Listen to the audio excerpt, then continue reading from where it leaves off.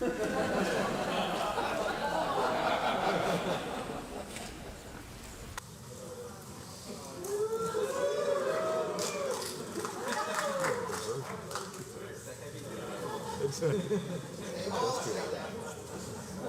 is Richards bigger?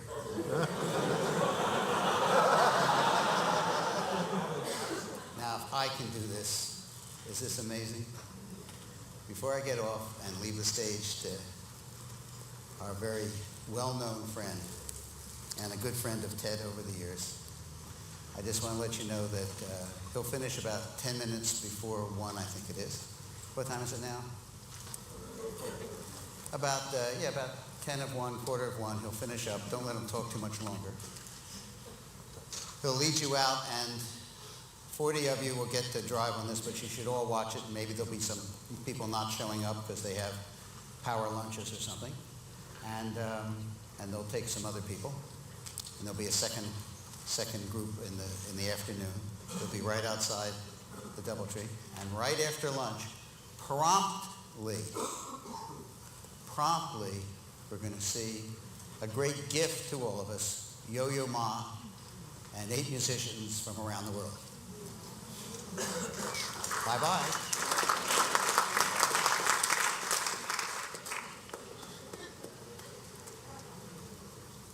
Well, I'm supposed to thank Mr. Werman for inviting me, I guess, for the last official time to make an ass of myself one more time and to shamelessly grovel and beg for support for FIRST, which is the reason I really come.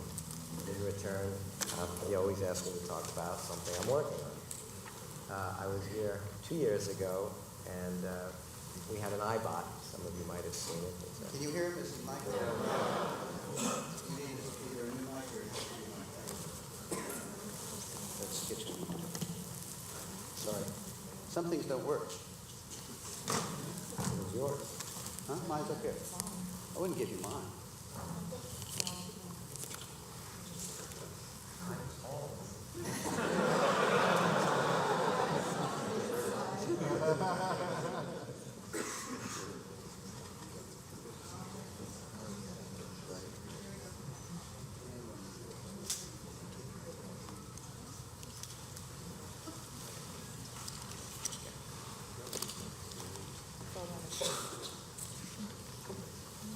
Anyway, the Faustian deal that I make with Mr. Werman is I get to come shamelessly grovel and beg for more support for FIRST in return for talking about something that I'm doing that he thinks is interesting to all of you. The first time I came, we talked about FIRST just getting going. I have to give you an update. Whether you'd like it or not, you'll get an update. The next time we talked about dialysis, and last time I was here was 2 years ago with an iBot. A number of people have asked me today how that's going. You got to trust me. We are working as hard and as fast as we can. To those that don't know what it is, it's a device that hopefully will do to a wheelchair what a palm did to an abacus, but it's a way to give people that can't walk at all the ability to stand up, and sort of uses the same technology as this, and in fact, it climbs stairs. It has more balancing stuff than this. I know people are waiting for it. We are working as fast as we can. It's a Class 3 medical device. It's in its final trials now, and it should be available at the end of this year.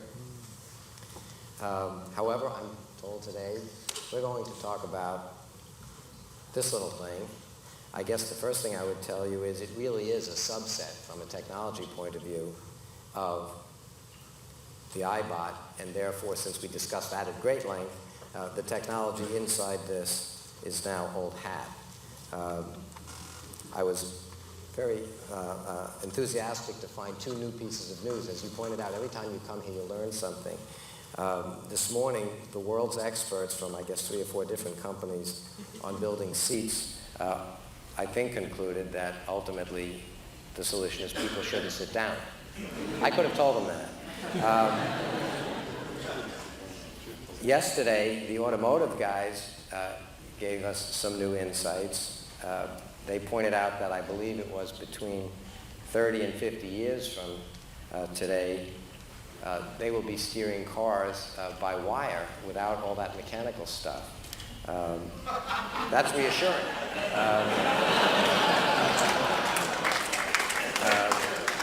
They then pointed out that there'd be sort of the other controls by wire to get rid of all that mechanical stuff.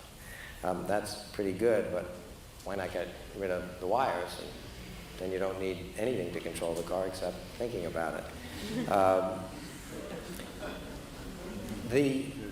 I would love to talk about the technology, and sometime in what's past the 15 minutes, I'll be happy to talk to all the techno geeks around here about what's in here. But if I had one thing to say about this before we get to first, it would be that from the time we started building this, the big idea wasn't the technology. It really was a big idea in technology when we started applying it in the iBot for the disabled community. The big idea here is, I think, a new piece of a solution to a fairly big problem in transportation. And maybe to put that in perspective, there's so much data on this, I'll be happy to give it to you in different forms. You never know what strikes the fancy of who. But everybody is perfectly willing to believe the car changed the world, and Henry Ford, just about 100 years ago, started cranking out Model Ts. What I don't think most people think about is the context of how technology is applied. For instance, in that time, 91% of America lived either on farms or in small towns. So the car, the horseless carriage that replaced the horse and carriage, was a big deal. It went twice as fast as a horse and carriage. It was half as long. And it was an environmental improvement because, for instance, in 1903, they outlawed horses and buggies in downtown Manhattan, because you can imagine what the roads look like when you have 1 million horses and 1 million of them urinating and doing other things. And the typhoid and other problems created were almost unimaginable. So the car was the clean environmental alternative to a horse and buggy. It also was a way for people to get from their farm to a farm, or their farm to a town, or from a town to a city. It all made sense with 91% of the people living there. By the 1950s, we started connecting all the towns together with what a lot of people claim is the eighth wonder of the world, the highway system. And it is certainly a wonder. And by the way, as I take shots at old technologies, I want to assure everybody, particularly the automotive industry, who's been very supportive of us, that I don't think this in any way competes with airplanes or cars. But think about where the world is today. 50% of the global population now lives in cities. That's 3.2 billion people. We've solved all the transportation problems that have changed the world to get it to where we are today. 500 years ago, sailing ships started getting reliable enough, we found a new continent. 150 years ago, locomotives got efficient enough steam power that we turned the continent into a country. Over the last 100 years, we started building cars, and then over the 50 years, we've connected every city to every other city in an extraordinarily efficient way, and we have a very high standard of living as a consequence of it. But during that entire process, more and more people have been born, and more people are moving to cities. China alone is going to move 400 to 600 million people into cities in the next decade and a half. And so nobody, I think, would argue that airplanes in the last 50 years have turned the continent and the country now into a neighborhood. And if you just look at how technology has been applied, we've solved all the long-range, high-speed, high-volume, large-weight problems of moving things around. Nobody'd want to give them up. And I certainly wouldn't want to give up my airplane, or my helicopter, or my Humvee, or my Porsche. I love them all. I don't keep any of them in my living room. The fact is, the last mile is the problem, and half the world now lives in dense cities. And people spend, depending on who they are, between 90 and 95% of their energy getting around on foot. I have to interrupt for 1 second. Sorry about this, but as I've told you, we can't have the aisles blocked I don't mind if the aisles are blocked, except the fire marshal's coming over. And if the aisles are blocked, he closes down the whole conference. So if people who are in the aisles, I know you want to be in here. I am really apologetic, but I've just been told he's on his way. So if people in the aisles could watch it out there or take a few empty seats, I'd really appreciate it.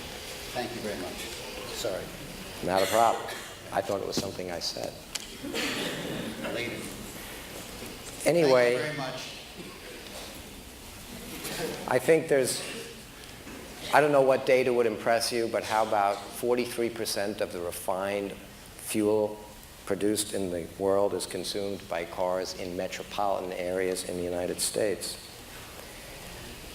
3 million people die every year in cities due to bad air, and almost all particulate pollution on this planet is produced by transportation devices, particularly sitting in cities. And again, I say that not to attack any industry. I really do. I love my airplane. And cars on highways moving 60 miles an hour are extraordinarily efficient, both from an engineering point of view, an energy consumption point of view, and a utility point of view. And we all love our cars, and I do. The problem is you get into the city and you want to go 4 blocks. It's neither fun, nor efficient, nor productive. It's not sustainable. If in China in the year 1998, 417 million people used bicycles, 1.7 million people used cars. If 5% of that population became, quote, middle class and wanted to go the way we've gone in the last 100 years, at the same time that 50% of their population are moving into cities of the size and density of Manhattan every 6 weeks, it isn't sustainable environmentally. It isn't sustainable economically. There just ain't enough oil. And it's not sustainable politically. I mean, what are we fighting over right now? We can make it complicated, but what's the world fighting over right now? So it seemed to me that somebody had to work on that last mile, and it was dumb luck. We were working on iBots. But once we made this, we instantly decided it could be a great alternative to jet skis. You don't need the water.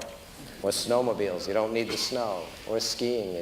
It's just fun, and people love to move around doing fun things.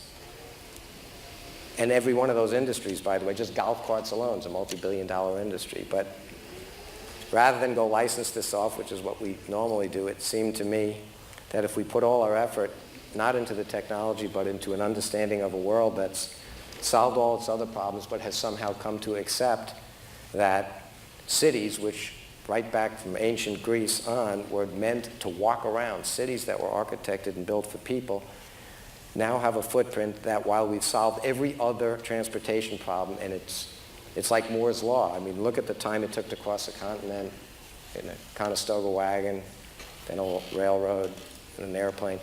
Every other form of transportation has been improved.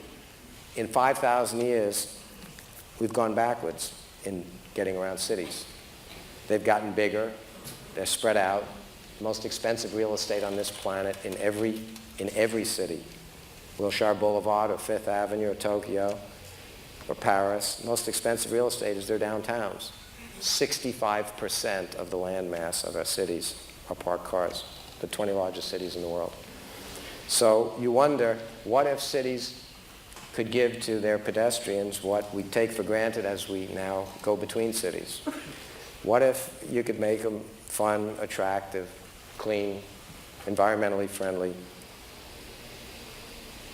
What if it would make it a little bit more palatable to have access via this as that last link to mass transit, to get out to your cars so we can all live in the suburbs and use our cars the way we want, and then have our cities energized again? We thought it would be really neat to do that.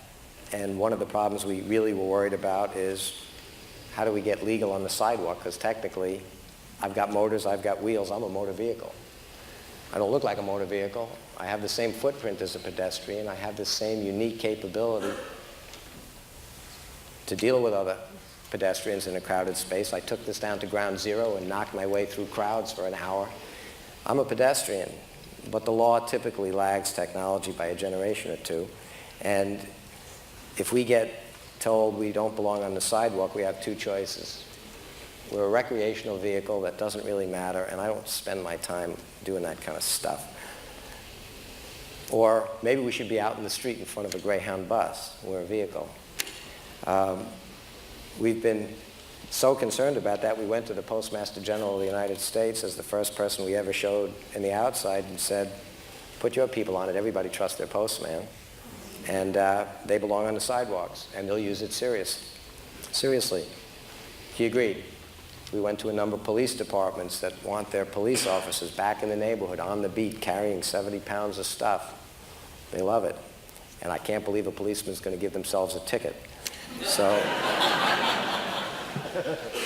So we've been working really, really hard, but we knew that the technology would not be as hard to develop as an attitude about what's important and how to apply the technology. We went out and we found some visionary people with enough money to let us design and build these things, and hopefully enough time to get them accepted. So I'm happy, really, I am happy to talk about this technology as much as you want. And yes, it's really fun, and yes, you should all go out and try it. But if I could ask you to do one thing, it's not to think about it as a piece of technology, but just imagine that although we all understand somehow that it's reasonable, that we use our 4,000-pound machine, which can go 60 miles an hour, that can bring you everywhere you want to go, and somehow it's also what we use for the last mile, and it's broken, and it doesn't work. One of the more exciting things that occurred to us about why it might get accepted happened out here in California. A few weeks ago after we launched it, we were here with a news crew on Venice Beach, zipping up and back, and he's marveling at the technology, and meanwhile bicycles are zipping by, and skateboarders are zipping by, and a little old lady, I mean, if you looked in the dictionary, a little old lady came by me, and now that I'm on this, I'm the height of a normal adult male, and she just stops, and the camera's there, and she looks up at me and says, "Can I try that?" And what was I, how are you going to say anything? And so I said, "Sure." So I get off, and she gets on, and with a little bit of the usual, and she turns around, and she goes about 20 feet, and she turns back around, and she's all smiles, and she comes back to me, and she stops, and she says, "Finally, they made something for us." And the camera's looking down at her. I'm thinking, wow, that was great. Please, lady, don't say another word. And the camera's down at her, and this guy has to put the microphone in her face. Well, what did you mean by that? And I figured it's all over now. And she looks up at him, she says, well, she's still watching these guys go. She says, I can't ride a bike. No, she says, I can't use a skateboard, and I've never used rollerblades. She knew them by name. She says, and it's been 50 years since I rode a bicycle. Then she looks up, she's looking up, and she says, and I'm 81 years old, and I don't drive a car anymore. I still have to get to the store, and I can't carry a lot of things. And it suddenly occurred to me that among my many fears were not just that the bureaucracy and the regulators and the legislators might not get it. It was that fundamentally you'd believe there's pressure among the people not to invade the most precious little bit of space left to the sidewalks in these cities. When you look at the 36 inches of legal requirement for sidewalk, then the 8 foot for the parked car, then the 3 lanes, and then the other 8 feet, it's that little piece is all that's there. But she looks up and says this, and it occurs to me, well, kids aren't going to mind these things, and they don't vote, and business people and young adults aren't going to mind these things. They're pretty cool. So I guess subliminally I was worried that it's the older population that's going to worry. So having seen this and having worried about it for 8 years, the first thing I do is pick up my phone and ask our marketing and regulatory guys, call AARP, get an appointment right away. We've got to show them this thing. And they took it to Washington, they showed them, and they're going to be involved now watching how these things get absorbed in a number of cities like Atlanta, where we're doing trials to see if it really can, in fact, help re-energize their downtown.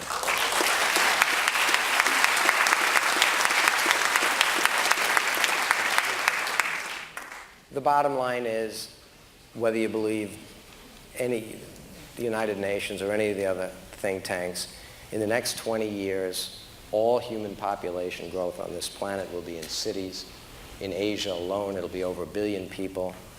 They learned to start with cell phones. They didn't have to take the 100-year trip we took. They start at the top of the technology food chain. We've got to start building cities and human environments where a 150-pound person can go a couple of miles in a dense, rich, green space environment without being in a 4,000-pound machine to do it. Cars were not meant for parallel parking. They're wonderful machines to go between cities. But just think about it. We've solved all the long-range, high-speed problems. The Greeks went from the Theater of Dionysus to the Parthenon in their sandals. You do it in your sneakers. Not much has changed. If this thing goes only 3 times as fast as walking, 3 times, a 30-minute walk becomes 10 minutes. Your choice when living in a city, if it's now 10 minutes, because at 30 minutes, you want an alternative, whether it's a bus, a train, we got to build an infrastructure, light rail, or you're going to keep parking those cars. But if you could put a pin in most cities, and imagine how far you could if you had the time walk in 1/2 hour, it's the city. If you could make it fun and make it 8 or 10 minutes, you can't find your car, unpark your car, move your car, repark your car, and go somewhere. You can't get to a cab or a subway. We could change the way people allocate their resources, the way this planet uses its energy, make it more fun. And we're hoping to some extent history will say we were right. That segue. I have to, in a minute, show you just a 3-minute video. And it's 3 minutes and 12 seconds. The first time I came here, it was to get support for FIRST, because I really did believe that the problem that is manifest by the fact that almost no minorities and very few women go into science and technology and engineering fields is not about the supply or the resources available. It's about our culture and where we put our energy and our effort and the kinds of role models that we put out. And when I heard the name TED, Technology, Entertainment, and Design, I assumed that they could really help me in what at the time was my epiphany, which was if we could just change what kids think is possible and available, particularly women and minorities, we would have the whole population of this country being productive and being part of the solution and not part of the problem. And I started an organization, as many of you may know, that would, in my mind, address the single issue of creating demand among these groups to participate in what I think most of you know is pretty exciting: design, invention, technology. It had been going a couple of years when I met Mr. Wurman, and big technology companies all... Mr. Wurman still? Mr. Wurman? Richard. Okay. And it seemed to me that he had collected a bunch of people from the entertainment industry, and if I could just convince them to help put us in the limelight, it would really, really help us.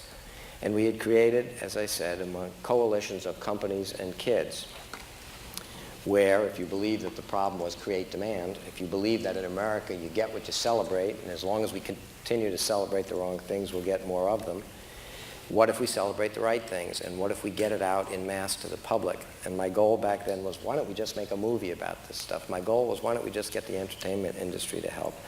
And that's what I was here to beg for, because I don't know people in this industry.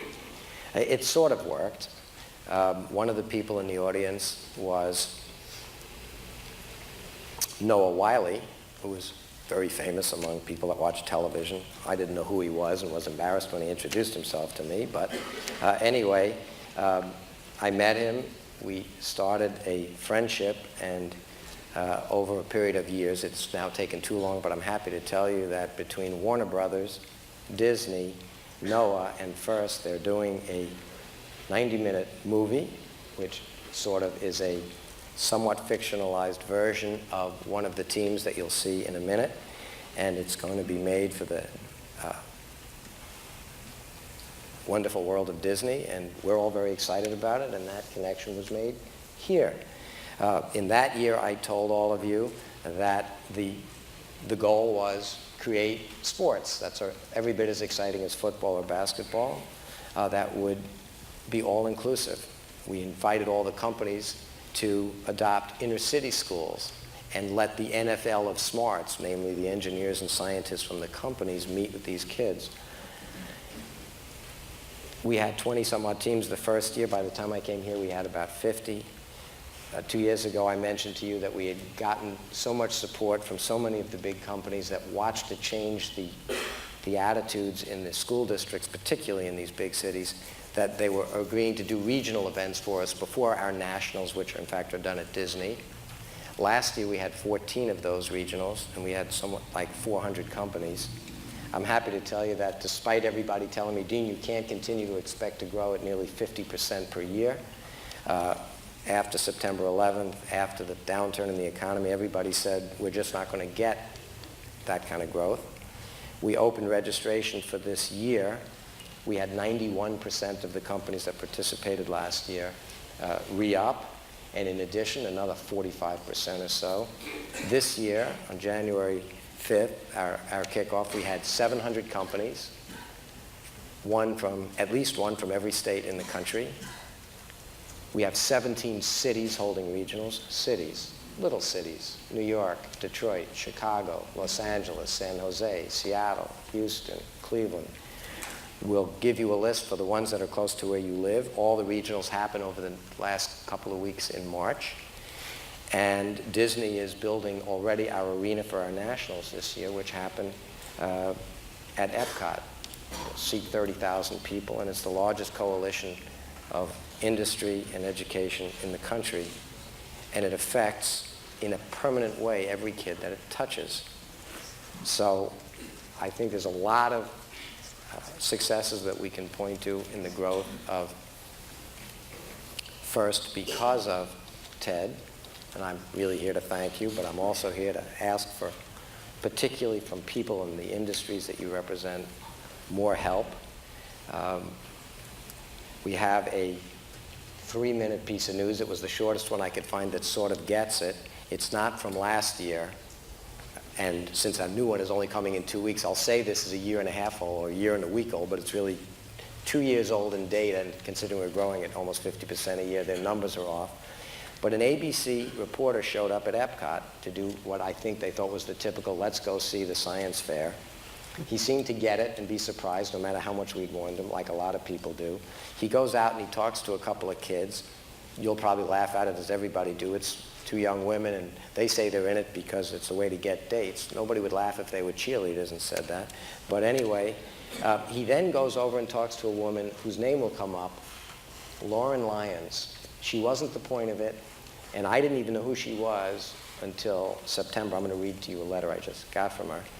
And then it cuts back at the end of this little piece, it cuts back to their anchor in New York, who just goes on with the nightly news. And for those of you who think I'm making all of this up, or that our culture hasn't gone astray, for those of you that don't believe we still spend too much time, whether it's in design, whether it's in entertainment, whether it's in technology, celebrating the wrong things, just look at what he says when they jump back to him. We didn't make it up. We didn't edit it together. It's the real piece. So if you could just look at this for a second, you'll see what's happened as of 2 years ago to FIRST.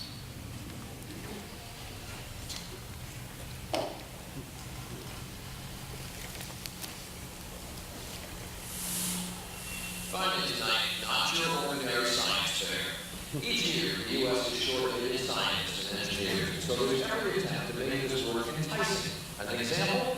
What happened this weekend in Orlando? 15,000 teenagers from 270 high schools all across the country vying to prove that they can build a better robot. Here's what easy suggestion.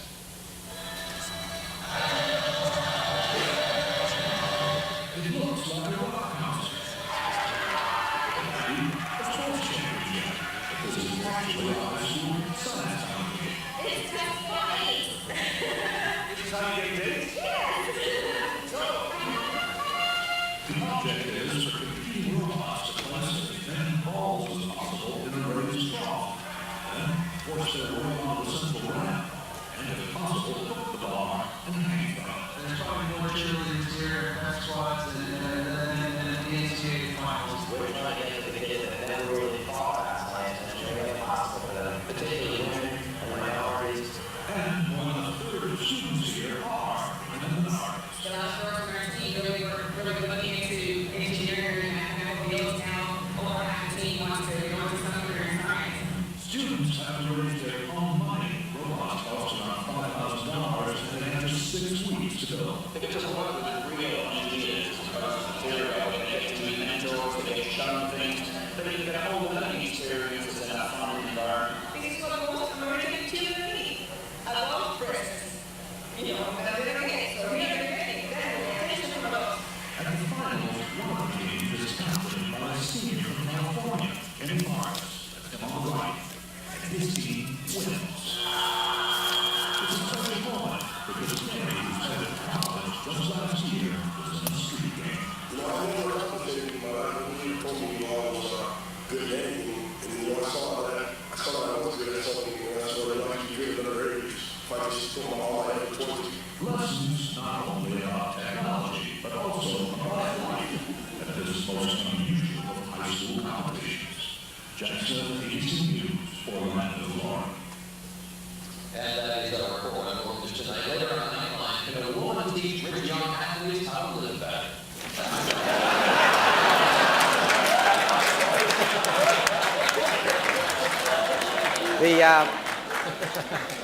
I'm not making that up. Very quickly, the Laura Lyons that was in that, turns out, has never met her father. Her mother's been homeless for 7 years. She was in an alternative school out here in California 3 years ago. Got involved because NASA, JPL, adopted that school. She stayed in school for 3 years because she really liked meeting these young women engineers at NASA. She graduated last year, so we didn't see her at the kickoff, but instead in September we got, I'll read you the first 2 sentences of a letter that we got from Lauren Lyons. I go to Princeton University. I am majoring in mechanical engineering. I am joining the Air Force ROTC to train as a pilot. My goal is to become a NASA astronaut and someday serve on the New Hampshire-based robotics competition's board of directors. These were not my dreams 2 years ago. We have a lot of things.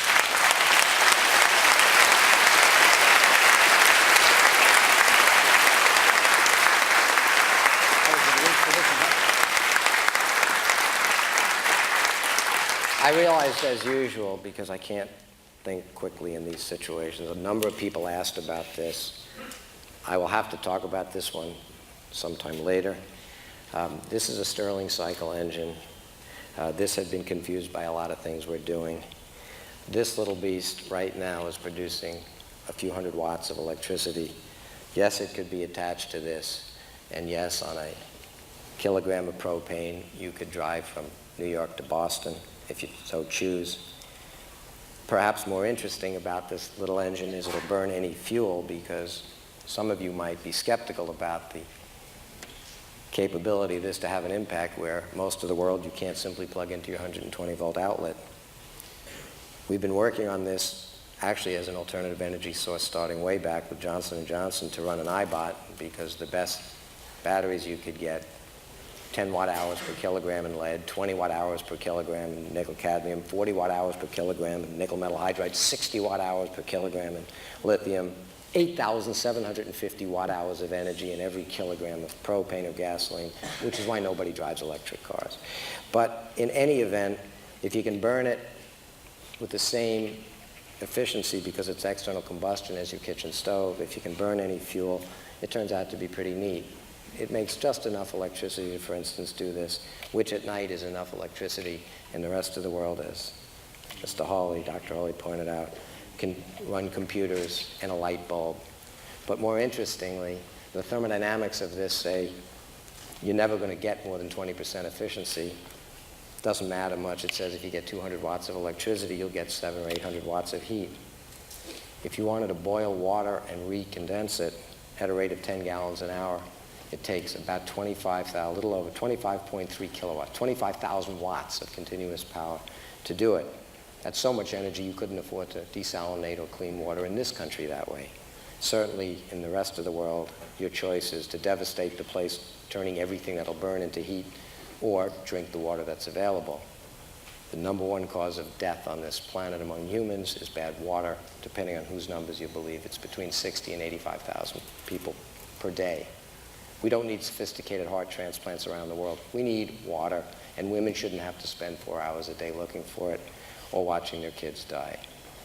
We figured out how to put a vapor compression distiller on this thing with a counterflow heat exchanger to take the waste heat, then using a little bit of the electricity control that process, and for 450 watts, which is a little more than half of its waste heat, it will make 10 gallons an hour of distilled water from anything that comes into it to cool it.